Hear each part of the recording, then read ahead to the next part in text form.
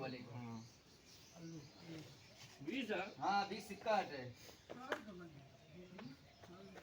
जौन दिन अपन को बने घरे रहे संजा के और का हाँ उनका बताए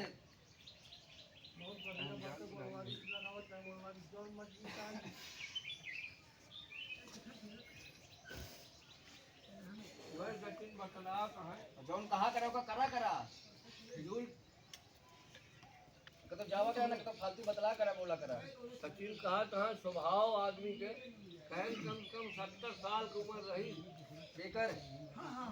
आज की दुकान पर आए हैं 200 ग्राम को पैकेट के नमकीन चलाए हैं सोच ला ए उम्र में चोरी करे था